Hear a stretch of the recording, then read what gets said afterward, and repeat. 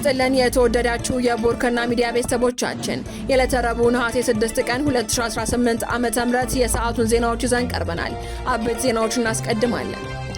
ከ300 በላይ የሽብር ተከሳሾች የቀረበላቸውን የይቅርታ ሰነድ አንፈርምም ማለታቸው ተሰማ። ከአማራ ክልል ቀውስ ጋር በተያያዘ በሽብር የተከሰሱት ከ300 በላይ ፖለቲከኞች፣ ጋዜጠኞችና ሌሎች ግለሰቦች በይቅርታ ከእስር እንዲለቀቁ ሂደት መጀመሩ ተገልጿል። የዕለቱ ዜናችን ቀዳሚ ጉዳይ አድርገነዋል። በግልገል በለስ የሟቾች ቁጥር 15 መድረሱ ተሰማ። የታጠቁ ቡድኖች ግልገል በለስ ከተማ ለመግባት ያደረጉት ሙከራ መምከኑን የዞኑ አስተዳደር አስታውቋል። ተጨማሪውን ይዘናል። ኢትዮጵያ በሶማሊያ የሚገኘውን የቡርሃካባ ወታደራዊ የጦር ሰፈርን ከ12 ዓመታት በኋላ ለቃ ወጣች። የኢትዮጵያ መከላከያ ሰራዊት በሶማሊያ ባይ ክልል የምትገኘው ስትራቴጂካዊ የቡርሃካባ ወታደራዊ የጦር ሰፈር ለሶማሊያ የጸጥታ ኃይሎች ማስረከቡ ተሰምቷል። ዝርዝሩን እናደርሳችኋለን። ዜናዎቻችን በዝርዝር እናቀርባለን። በቅድሚያም ከ300 በላይ የሽብር ተከሳሾች የቀረበላቸውን የይቅርታ ሰነድ አንፈርምም ማለታቸው ተሰማ። ከአማራ ክልል ቀውስ ጋር በተያያዘ በሽብር የተከሰሱት ከ300 በላይ ፖለቲከኞች፣ ጋዜጠኞችና ሌሎች ግለሰቦች በይቅርታ ከእስር እንዲለቀቁ ሂደት መጀመሩ ተገልጿል። እንደ ዘገባው ከ3 ዓመታትና ከዚያ በላይ በእስር ላይ የሚገኙ ተከሳሾች የይቅርታ ጥያቄ እንዲያቀርቡ የሚጠይቀው ሰነድ የደረሳቸው በኢትዮጵያ ሰብአዊ መብቶች ኮሚሽን ኢሰመኮ አማካኝነት ነው። የኢሰመኮ ዋና ኮሚሽነር ብርሃኑ አዴሎ ከሰኔ 1 ቀን 2018 ዓ.ም ጀምሮ ለአንድ ወር ያህል በተከሳሾችና በመንግስት መካከል የማሸማገል ስራ ሲያከናውን ከቆየ በኋላ ተከሳሾች ይቅርታ የሚጠይቁበትና የተለያዩ ቅድመ ሁኔታዎችን የያዘ ሰነድ ለየግላቸው ደርሷቸዋል ተብሏል። የኢሰመኮ ዋና ኮሚሽነር ብርሃኑ አዴሎ ከተከሳሾች ጋር በፊትም ተገናኝተው ነበር ተብሏል። በታህሳስ ወር ከኢሰመኮ ከፍተኛ ኃላፊዎች ጋር ወደ ፌዴራል ማረሚያ ቤት ኮሚሽን ቂሊንጦ የጊዜ ቀጠሮ ማረፊያ ማዕከል ሄደው ተከሳሾቹን ጎብኝተው ነበር ተብሏል። በዚያም ስለ ሰብአዊ መብት አያያዝና ሌሎች ጉዳዮችም ከተከሳሾች ጋር ተወያይተዋል። ከዚህ ጉብኝት ከ6 ወር በኋላ ነው ኮሚሽነሩ በድጋሜ ከተከሳሾቹ ጋር በመገናኘት የማደራደሪያ ስራ የጀመሩት ተብሏል። ሰነዱ ተከሳሾች በየክስ መዝገባቸው የቀረበባቸውን ወንጀል እንደፈጸሙ አምነው ኃላፊነት እንዲወስዱ ይጠይቃል ተብሏል። ሰነዱ በተለይ በአማራ ክልል ለተፈጠረው ቀውስ ኃላፊነት እንዲወስዱ፣ በግጭት ለሞቱና ለቆሰሉ በሺዎች ለሚቆጠሩ ሰዎች ኃላፊነት እንዲወስዱ እንዲያምኑ፣ በቢሊዮኖች የሚገመተውን የንብረት ውድመት እንደፈጸሙ እንዲያምኑ፣ በየክስ መዝገባቸው የተጠቀሱትን የሽብር ወንጀሎች እንደፈጸሙ እንዲቀበሉ፣ ወደፊት በተመሳሳይ ድርጊት እንደማይሳተፉ ቃል እንዲገቡ፣ ቃላቸውን ካፈረሱ መንግስት አስፈላጊውን ህጋዊ እርምጃ እንዲወስድባቸው እንዲስማሙ እንዲገልጹ ይጠይቃል ተብሏል። ከፖለቲካዊ አቋማቸው ጋር በተያያዘ ሰነዱ ላይ አንፈርምም ካሉ ተከሳሾች በተገኘው ምላሽም ከወንጀል ክሶች በተጨማሪ ከፖለቲካዊ አቋማቸው ጋር የተያያዙ ጉዳዮች በሰነዱ ላይ ሰፍረዋል ነው የተባለው። በተለይ አገሪቱ በአማራ ትውፊቶችና እሳቤ መመራት አለባት የሚል አቋም ማራመዳቸው ወንጀል መሆኑን እንዲያምኑ፣ ያለ አግባብ የተወሰዱ የአማራ ርስቶች መመለስ አለባቸው የሚል አቋም መያዛቸውን ወንጀል መሆኑን እንዲቀበሉ፣ በአማራ ክልል የሚንቀሳቀሱ ጽንፈኛ ኃይሎች ተብለው የተጠቀሱ ታጣቂዎችን እንዲያወግዙ ቅድመ ሁኔታ ተቀምጠዋል። በተለያዩ ማረሚያ ቤቶች የሚገኙ ከ300 በላይ ተከሳሾች ሰነዱን እንዲፈርሙ ቀርቦላቸዋል። ሰነዱን አብዛኞቹ ፈርመዋል የተባለ ሲሆን ነገር ግን 30 የሚያሉ ተከሳሾች ቅድመ ሁኔታዎችን በመቃወም እንዳልፈረሙ ቢቢሲ አማርኛ ዘግቧል። ከቅርብ ቤተሰቦቻቸው በተገኘው መረጃም አንፈርምም ያሉት 30 ተከሳሾች የሚከተሉት ናቸው። አቶ ዮሐንስ ቧያሌው፣ ዶክተር ወንደሰን አሰፋ፣ ዶክተር ሲሳይ አውግቻው፣ ዶክተር መሰረት ቀለመወርቅ፣ ዶክተር ቴድሮስ ኃይለማርያም፣ ጋዜጠኛ ጎበዜ ሲሳይ፣ ጋዜጠኛ ዳዊት በጋሻው፣ ጋዜጠኛ አባይ ዘውዱ፣ ጋዜጠኛ መስከረም አበራ፣ ጋዜጠኛ ገነት አስማማው፣ አቶ አለሊ ምህረቱ፣ አቶ መንበር አለሙ፣ አቶ ማይክ መላኩ፣ አቶ እስክንደር ሽፈራው፣ አቶ ደሳለኝ እጅጉ፣ አቶ አሳመነው ታደሰ፣ አቶ መለሰ ቸሩ፣ አቶ ሱባሎ በለጠ፣ ዶክተር ዘሪሁን ባህራው፣ ኢንጂነር ፍርዱ ተፈራ፣ ወይዘሪት ሀሊማ መሐመድ፣ ወይዘሪት ህይወት አላመረው፣ አቶ ጫኔ ዘገየ፣ አቶ ሲሳይ መላኩ፣ አቶ ማረው ስለሺ፣ አቶ ታደሰ ወልድ ነው፣ አቶ ያሬድ ግርማው፣ አቶ ሰለሞን ተፈራ፣ አቶ ሙልቀነ ተስፋ፣ አቶ በላይ ሲሳይ። እነዚህ 30 ተከሳሾች በፍርድ ቤት የተከሰሱበትን ወንጀል እየተከራከሩ ያለ ወንጀለኛንን ብለው መፈረም እንደማይችሉ ገልጸዋል። ወንጀለኛንን ብለን አንፈርምም፣ ይህ በህግም በሞራልም በፖለቲካም ተቀባይነት የለውም የሚል አቋም ይዘዋል ተብሏል። የአማራ ህዝብ ጥያቄዎችም ህጋዊ ናቸው ብለን እናምናለን ሲሉም አክለዋል። እነዚህ ተከሳሾች ከ3 ዓመት በላይ ያለ ፍርድ በእስር መቆየታቸውን በመጥቀስ ጉዳዩ በምህረት እንዲፈታ ይፈልጋሉ ተብሏል። ቤተሰቦቻቸው ለተለያዩ ችግሮች መጋለጣቸውን የሚገልጹት ተከሳሾቹ መንግስት ክሱን አቋርጦ በፖለቲካዊ መንገድ በምህረት ይፍታን የሚል አቋም አላቸው ነው የተባለው። የህግ ባለሙያው አቶ ኤርሚያስ ጥላሁን በኢትዮጵያ የይቅርታ ሂደት ላይ የመጨረሻ የፍርድ ውሳኔ መኖሩን እንደሚያስፈልግ ገልጸዋል። በወንጀል ህጉ አንቀጽ 229ና በይቅርታ አዋጅ 840/2006 አንቀጽ 15 መሰረት የይቅርታ ጥያቄ በወንጀል ጥፋተኛ ተብሎ የመጨረሻ ቅጣት በተወሰነበት ሰው ላይ እንደሚቀርብ አቶ ኤርሚያስ አብራርተዋል። በዚህ ጉዳይ ግን ተከሳሾች ገና ፍርድ ያላገኙ ሲሆን ክሳቸውን በተለያዩ የህግ ሂደት ላይ ይገኛሉ ብለዋል። ስለዚህም የቀረበው ሂደት ከመደበኛው የይቅርታ አሰራር ጋር እንዴት እንደሚጣጣም የህግ ጥያቄ አስነስቷል። ስለ ድርድሩ ኢሰመኮን ለማነጋገር የተሞከረ ሲሆን የኮሚሽኑ ቃል አቀባይ ግን በጉዳዩ ላይ መረጃው እንደሌላቸው ተናግረዋል። በግልገል በለስ የሟቾች ቁጥር 15 ደረሰ። የታጠቁ ቡድኖች ግልገል በለስ ለመግባት ያደረጉት ሙከራ መምከኑን የዞኑ አስተዳደር አስታውቋል። በቤኒሻንጉል ጉሙዝ ክልል መተከል ዞን የሚገኙ ጸጥታ ኃይሎች ማክሰኞ ማለዳ ላይ ታጣቂ ቡድኖች ወደ ግልገል በለስ ከተማ ለመግባት ያደረጉትን ሙከራ ማምከናቸውን የመተከል ዞን አስተዳደር አስታውቋል።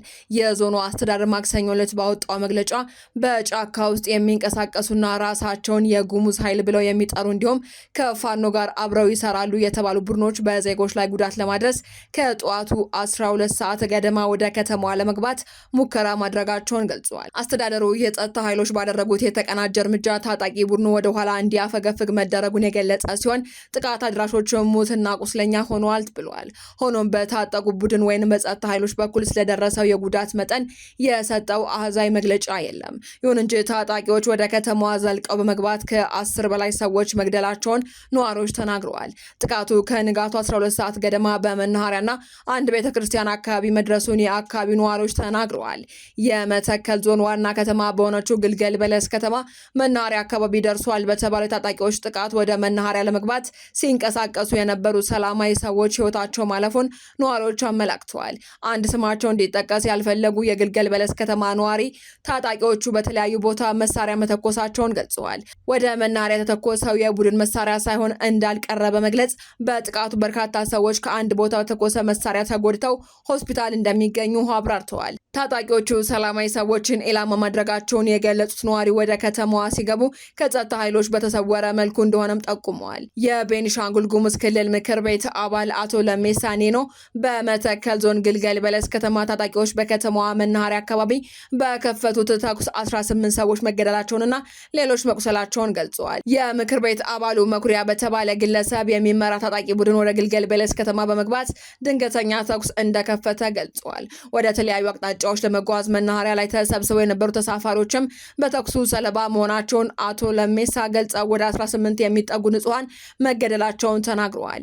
በተጨማሪም ቁጥራቸው በውል ያልታወቁ ሰዎች መቁሰላቸውንና ለሕክምና ወደ ጤና ተቋማት መወሰዳቸውን ገልጸው የዞኑ መግለጫ በበኩሉ ጽንፈኛ ቡድን ወደ ግልገል በለስ ከተማ በመግባት በንጹሃን ዜጎች ላይ ጉዳት ለማድረስ ያደረገው ሙከራ በማክሸፍ ሙሉ የጸጥታ ኃይሉ በተቀናጀ ጥቃት ከፍተኛ ጉዳት በማድረስ ወደ ኋላ እንዲያፈገፍግ አድርጓል ብሏል። አስተዳደሩ የጸጥታ ኃይሎች በከተማዋ ከፍተኛ ዝግጅት ላይ እንደሚገኙና ሙሉ ሰላምና መረጋጋትን ለማስፈን እርምጃዎችን እየወሰዱ መሆናቸውን ገልጿል። አክሎም ይህንን ተላላኪና አጥፊ ቡድን በዘላቂነት ለማስወገድ ያለመ እርምጃ እንደሚቀጥል በመጠቆም ነዋሪዎች ንቁ እንዲሆኑና የጸጥታ ኃይሎች እንዲደግፉ ጥሪ አቅርበዋል።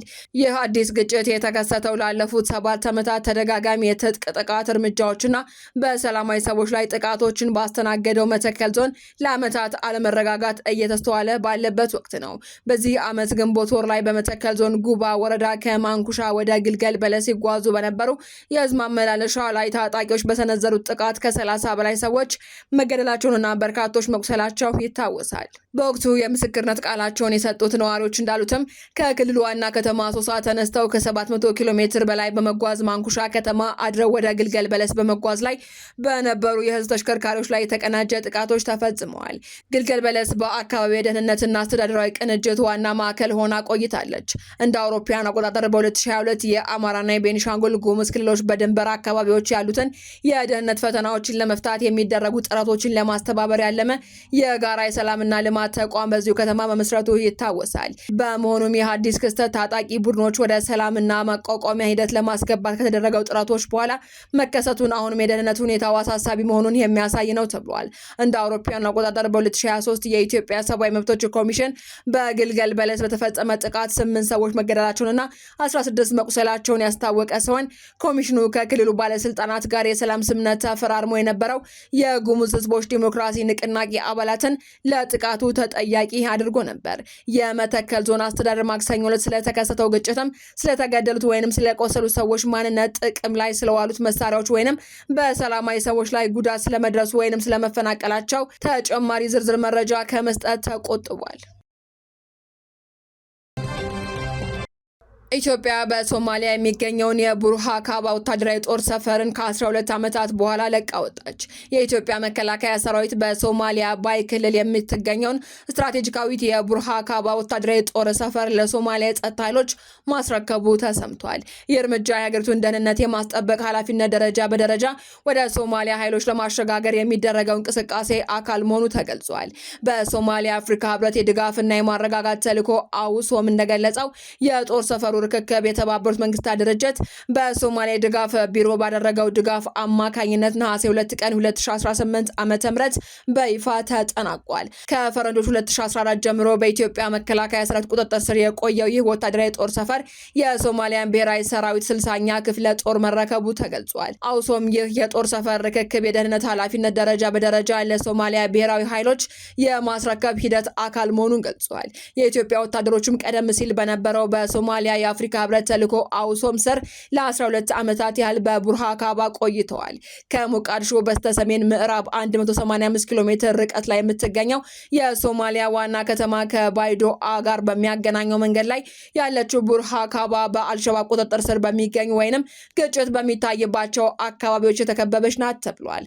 በመሆኑም ዓለም አቀፍ ኃይሎች ወታደሮቻቸውን በሂደት እያስወጡ ባሉበት ወቅት የተደረገው ይህ ርክክብ የሶማሊያ ኃይሎች አካባቢያቸውን በተናጠል የማስጠበቅ አቅማቸው ላይ ስጋት ፈጥሯል ተብሏል። የሬዲዮ ዳልሳን ዘገባዎችን ጨምሮ ሌሎች መረጃዎች እንደሚያመላክቱት የኢትዮጵያ ኃይሎች በባይ ክልል የሚገኙ ተጨማሪ ወታደራዊ ቦታዎችን በቅርብ ሳምንታት ውስጥ ለሶማሊያ ኃይሎች ሊያስረክቡ ይችላሉ። ሆኖም እነዚህ ዘገባዎች በገለልተኝነት የተረጋገጡ አይደሉም ተብሏል። ይህ አዲስ ሁኔታ የተከሰተው አውሶም ከፍተኛ የገንዘብና የሎጂስቲክስ ፈተናዎች በተጋረጡበት በአሁኑ ወቅት ነው።